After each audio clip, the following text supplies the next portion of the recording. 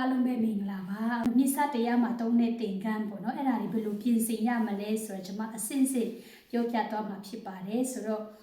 ကိုမြစ်စတရားပြင်တော့မယ်ဆိုရင်အခက်ခဲရှိမဲ့ဘာသာသူတွေတက်ပေါ့နော်ဒီဗီဒီယိုလေးကိုအစနဲ့အဆုံးကြည့်ပေးဖို့အခုပထမအဆုံး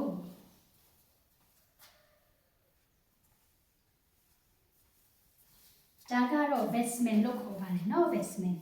ဒီအအမြဲတမ်းဖုန်းတော်ကြီးတွေဒီစတရားပူဇော်တဲ့ခါကျရင်တုံးတဲ့ဟာပြီးတော့ဒါကြတော့ store လို့ခေါ်နော်ဆိုတော့ပထမဦးဆုံးဒီ basement ကိုပြင်မှာဖြစ်ပါတယ်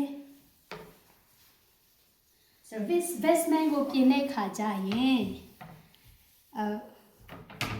ဘယ်လိုပြင်လိမ့်ရှိတယ်လဲဆိုပထမဦးဆုံးဒီဟာပေါ့နော်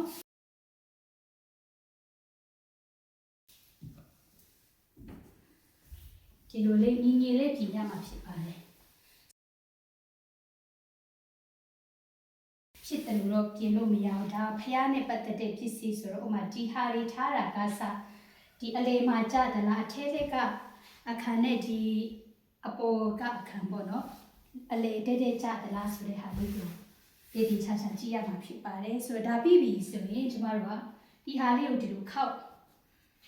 ပြီးတော့ဒီလိုလေးပြင်ရမှာဖြစ်ပါတယ်ဆိုတော့ဒီမှာဒီအပေါ်ဟာနဲ့အောက်ကဟာနဲ့ညီသွားတာပေါ့နော်အဲ့ဒါပြီးပြီဆိုဒါကဘာလို့ဒီလိုပြင်ရတယ်လဲဆိုဥမာကိုကဒီလိုကြီးချထားတယ်ဆိုဖုန်းကြီးတွေကကုန်းပြီးတော့အောက်ကနေဒီလိုဆွဲရမှာဆိုအဲ့ဒါတွေဆွဲစရာမလိုအောင်လွယ်ကလေးနဲ့ယူလို့ရအောင်ဒီဟာလေးဒီလိုလေးခောက်ပေးပြီးတော့ဒီကနေအလွယ်တကူရှုလို့ရအောင်ပေါ့နော်အဲ့လိုလေးလုပ်ပေးထားတာဖြစ်ပါတယ်ဆိုတော့ဒါပြီးသွားပြီဆိုရင် store ကိုပြင်ရမှာstore ကိုပြင်တဲ့ခါကျရင်အရင်ဆုံးဘယ်ဘက်ချမ်းကနေပြင်ရမှာဖြစ်ပါတယ်ဘယ်ဘက်ချမ်းကနေပြင်ပြီးတော့ဒီအပေါ်ကိုအရင်ဆုံးသွားပြီးပြီဆိုရင်ဒီဘက်ကညာဘက်ချမ်းပေါ့နော်ဒီလိုလေးပြင်ရမှာဖြစ်ပါတယ်အဲ့ဒါပြီးပြီဆိုရင်ဒီ store ကလည်းဒီဘက်နဲ့ညီသလားမညီဘူးလားဆိုတေချာကြည့်ရမှာပေါ့နော်ဆင်ဒီမှာဒီဘက်ကနည်းနည်းရှေးနေတယ်ဆိုတော့ကိုကနည်းနည်းတူအောင်လို့နည်းနည်းဆွဲမယ်တစ်ဖက်တစ်ချမ်းညီအောင်လို့အဲ့ဒါပြီးပြီဆိုရင်ဒါကိုအောက်ကနေဒီလိုလေးယူပြီးတော့အဲ့လိုလေးပေါ့နော်ဆိုတော့ W ပုံစံလေးဆိုတော့ဒီလိုလေးပြင်ပြီးသွားပြီဆိုရင် cord လို့ခေါ်တဲ့ကျိုးဒီဟာဒါပေါ့နော်သူတို့ကဖုံးကြီးတွေဆိုရင်ဒါခါစီကျိုးပေါ့နော် cord လို့ခေါ်ပါတယ်ဆိုတော့ဒီကောင်ကိုညာဘက်ချမ်းဒီဟာကိုကင်ပြီးတော့ဘယ်ဘက်ချမ်းကနေစမှာဆိုခုနကတော့အပေါ်ကနေစခုဒီဘက်ကဟာကြတော့ဘယ်ဘက်ချမ်းကနေအဲ့လိုအောက်ကနေအရင်စမယ်ပြီးပြီဆိုရင်ဒီကျိုးလေးကိုအဲ့လိုလေးလှိမ့်ပြီးသွားပြီဆိုရင်ဒီဟာကိုတစ်ခေါက်ပြန်ပြီးတော့လှိမ့်မယ်အဲ့ဒါပြီးပြီဆိုရင်ဒီဟာကိုလည်းတစ်ဖက်ပြန်ပြီးတော့လှိမ့်မယ်ဆိုတော့ဒီဘက်တစ်ဖက်တစ်ချိန်ကြီးအောင်လို့ပေါ့နော်ကောင်းကောင်းလေးပြင်ရမှာဖြစ်ပါတယ်ဆိုတော့အခုခေတ်မှာဆိုရင်အများသောအားဖြင့်ဖုံးကြီးတွေကart လို့ခေါ်တဲ့အထဲမှာဝတ်တဲ့သင်္ကန်းပေါ့နော်အဲ့ဒီဟာလေးအဖြူရောင်သင်္ကန်းအောက်ဘက်ကကြတော့ဇာ art ဆိုတာကဘယ်လိုဟာမျိုးကိုပြောတယ်လဲဆိုရင်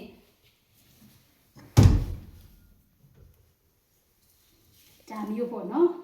ဆိုအခုခေတ်မှာကကြတော့ဒီဟာကြတော့မဝတ်တော့ဆိုတော့ဒီလောက်ပြင်ပြီဆိုရင်ရပြီဒါမဲ့တချို့ဖုံးကြီးတွေကကြတော့ဆက်ပြီးဝတ်တဲ့သူတွေရှိတယ်ဆိုတော့ဆက်ပြီးဝတ်တဲ့ဒေတာတွေပေါ့နော်ရွာတွေရောက်တယ်ဆိုရင်ဒီဟာကိုထပ်ထည့်ခြင်းလေဆိုရင်ဘလို့ထပ်ပြီးတော့ပြင်တယ်လဲဆိုရင်ခုနတုန်းက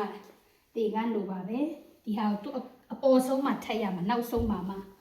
ဆိုတော့သူ့ရဲ့လက်တစ်ဖက်တစ်ချမ်းကိုဒီလိုလေးကောင်းကောင်းလေးတည်တက်လေးထားမယ်အဲ့ဒါပြီးပြီဆိုခုနတုန်းကဒီ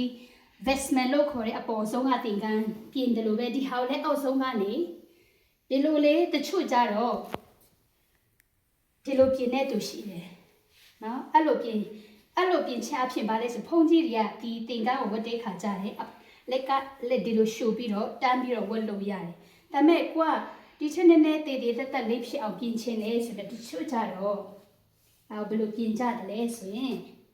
ဒီဟာလေးကိုဒီလိုခောက်ပြီးတော့ဒါလေးကိုဒီလိုလေးပဲထားတာ ဆိုတော့ဒီဟာကကျတော့တကယ်နိစ္စတရားမှာဟိုးရှိခေတ်ကလေးကပြင်နေဆိုလို့ပြည့်ပြည့်စုံစုံပြင်တာပေါ့နော်အခုနောက်ပိုင်းကကျတော့ဒီအပေါ်ဆုံးက art လို့ခေါ်တဲ့သင်္ကန်းရှင်ပေါ့နော်ဒီဟာဒီဇာပါတဲ့အောက်ဘက်ကဇာပါတဲ့ဟာအခုခေတ်မှာကကြတော့မတုံးကြတော့ဘူးဖုန်ကြီးတွေကဲဆုပ်လို့ကိုခေါ်တဲ့ဖုန်ကြီးသင်္ကန်းဖြူဝတ်တယ်ဆိုရင်သူတို့ကဒီ art ကိုမတုံးကြတော့ပါဘူးဆိုတော့ဒီမြစ်စာတရားတော်မှာဘယ်လိုပြင်ရမလဲဖုန်ကြီးတွေရဲ့သင်္ကန်းကိုဘယ်လိုပြင်ရမလဲဆိုတာပြည့်အစုံလေးတင်ပြပြီးသွားပါပြီအားလုံးပဲကိုမစစ်စစ်ဒီမရှိတဲ့နေရာမှာကိုကဖုန်ကြီးရောက်လာတယ်မိစားတရားမှာဝတ်တဲ့တင်ကနေဘယ်လိုပြင်ရမလဲဆိုတာမသိတဲ့သူတွေအတွက်ဒီဗီဒီယိုလေးရပေါ့နော်အကူအညီပေးမယ်လို့ထင်ပါတယ်